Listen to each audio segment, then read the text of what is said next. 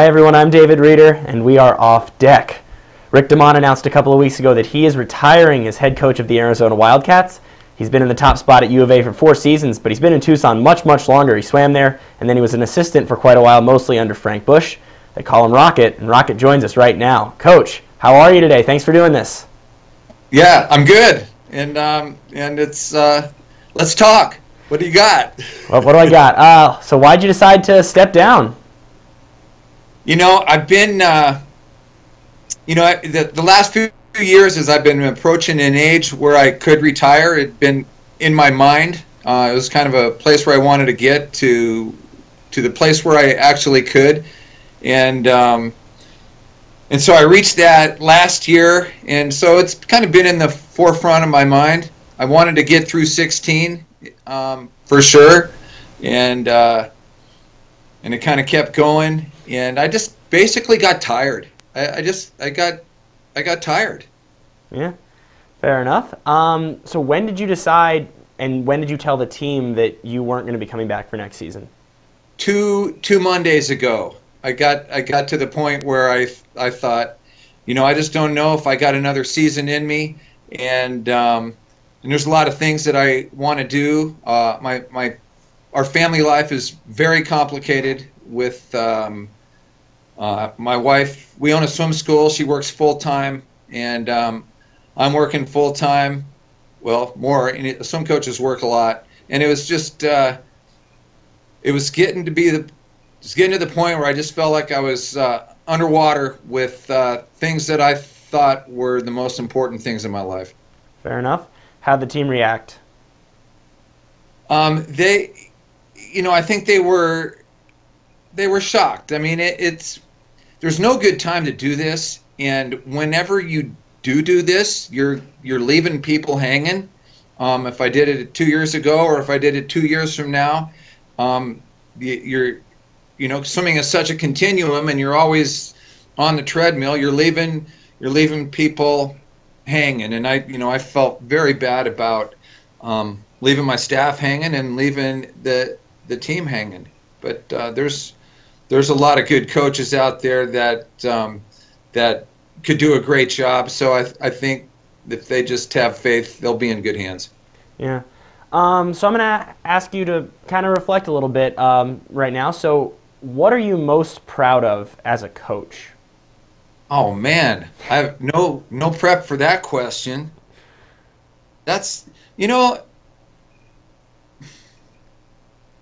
since I've announced my retirement, I've been getting a lot of love and positive responses from the swimming community, and I think I might be most proud of the fact that I'm leaving on great terms with my peers, and with a lot of people have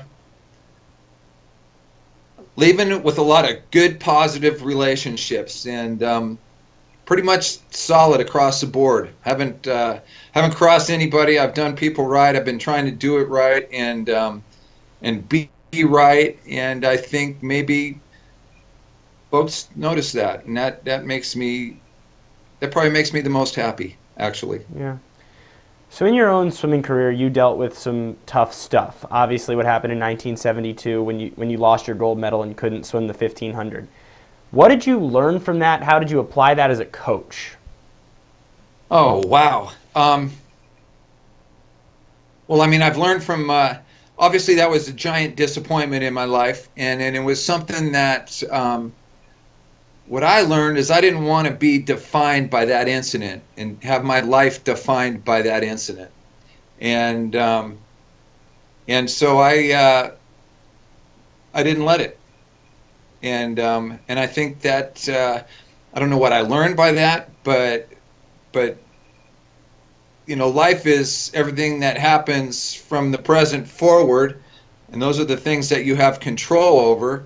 At least the present, and I wanted to always operate in the present and make the best decisions about what's right in front of me, and try not to be affected by what's behind me, or try not to get too far ahead of myself. Just trying to stay in the moment and make the best calls in the moment.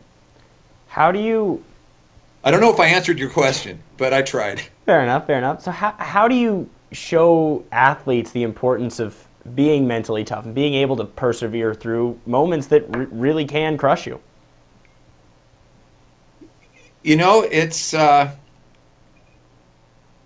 hey, dealing with failure and dealing with things that aren't right are definitely a part of life. So you know, kind of put your disappointments in perspective and keep an optimistic, open mind for the future, and really keep your eye on the ball on what you're trying to accomplish, and not fill your backpack up with things that weigh you down.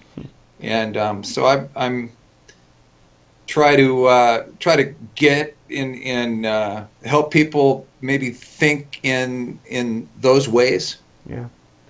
So let's get back to some specific in the pool stuff. The South African relay team from 2004.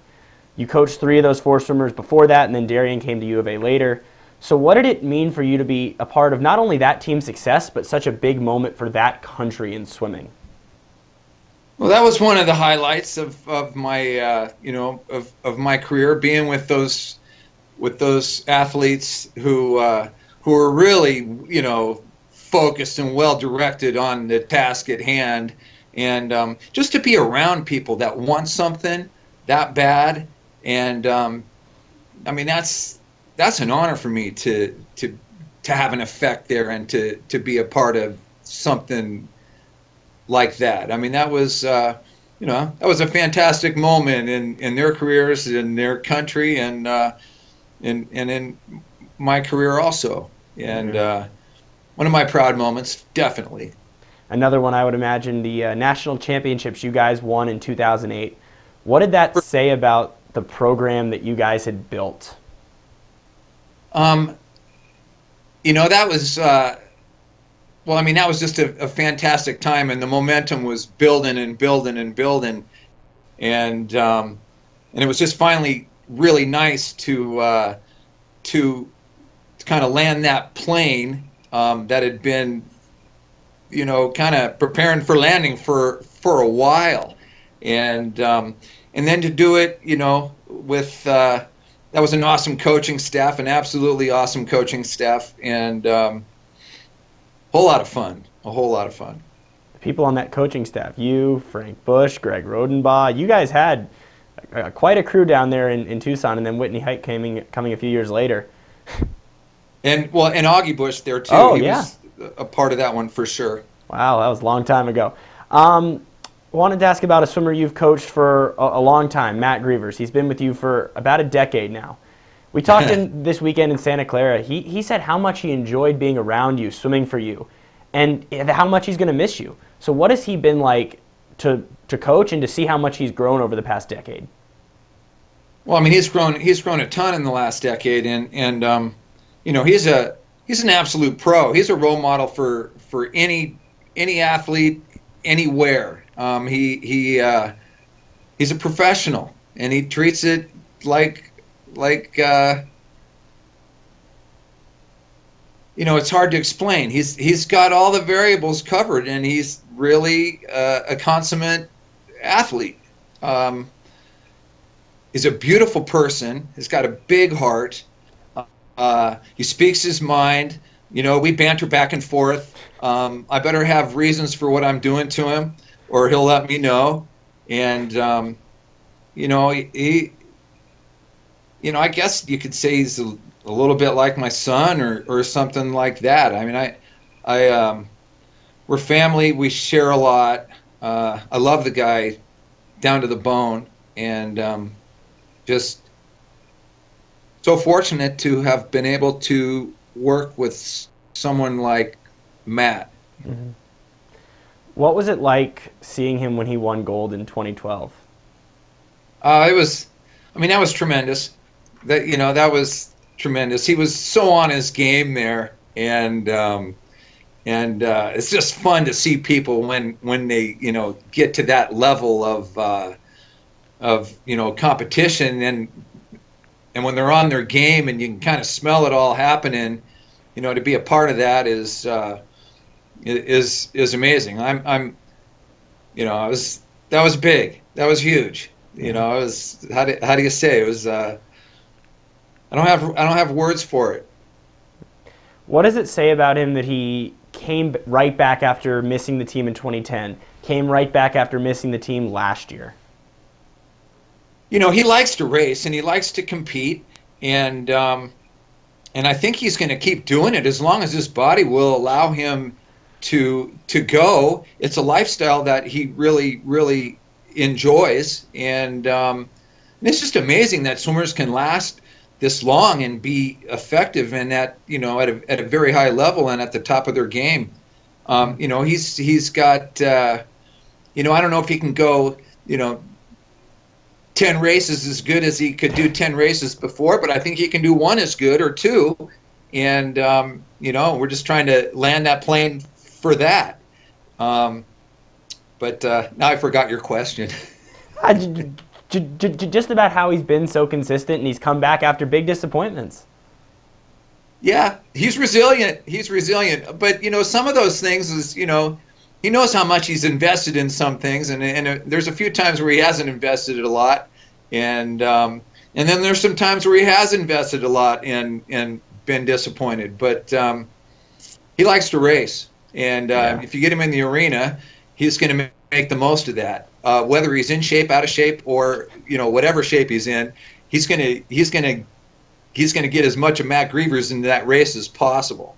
There's plenty of him too. So another swimmer you have I wanted to ask about, Katrina Konopka. She's become one of the best sprinters in the country over the past 2 years as you've coached her. What has made her so good, and what's her ceiling in this sport? Wow, she's still, I would say, at a developmental stage, and she's learning rapidly, and I think there's a lot more in her tank, and she's learning how to focus and be a pro, and Matt's a great example for her to kind of see how a pro thinks and how they operate and what their habits are, and she's learning quick, but she's really young and she's got a lot of upside, but her focus ability is she's learning how to drive her own boat better and better. And that's what I like to try to teach these guys, I want them to drive. And so she's learning how to drive, and I'll leave her in I'll leave the pass or the driver's seat, and I'll just wait for her to get into it. And she is, but I'm kind of forcing her to get behind her own wheel, and I think I work better when I collaborate with people rather than just dictate to people. Mm-hmm. I really want them to know what they're doing and be students of their own body and be students of the sport, and she's learning that kind of stuff fast. Yeah. But a long way to go, and she's got great examples ahead of her, so I feel good about that. Good, glad to hear it. So what's next for you? I'm taking time off. I've got 2 daughters that are young. I've got 12 and 9. I've got an older daughter who's 33 who's got 2 daughters herself, so I'm a grandpa. I love to do art and fish, and so I think what's next for me, I still got a family life that's pretty busy, so yep. It's not like I'm going to be doing nothing. But I'm going to have more attention more time to spend with those closest to me. My brother, my mom, my family back in California. Got 2 sisters. I'm looking forward to having some Saturdays off. I haven't had a Saturday off in 30 years really, and just kind of getting into a lifestyle that's a little bit more family friendly, honestly. Yeah. Will we see you around the pool deck at all over the next couple of years, you think? I think You know, who knows? Okay. I'm going to take some time and just kind of like reboot my computer a little bit and see where that takes me. I'm not the kind of guy who sits around and gets bored. I got a lot of things I like to do, and so I'm going to just do that for a while. Yeah. And do you have any input into the search for a new head coach at Arizona? You know, so far, absolutely zero. Okay. So there's a lot of silence in the administration right now, and I'm not part of it. So, and you know, it's kind of weird because I think most anybody who would apply would be one of my friends. So I'm kind of glad I'm not part of it, actually. Fair enough. Well, looking forward to seeing that. Great program to be taken over. You've left it in good hands, Coach. Looking forward to seeing you at Nationals in a couple weeks and then hopefully some other time down the line. Thanks so much. Thanks, David. All right, that's Coach Rick DeMont, head coach of the Arizona Wildcats, joining us today on Off Deck. I'm David Reeder. We'll see you next time. Bye-bye.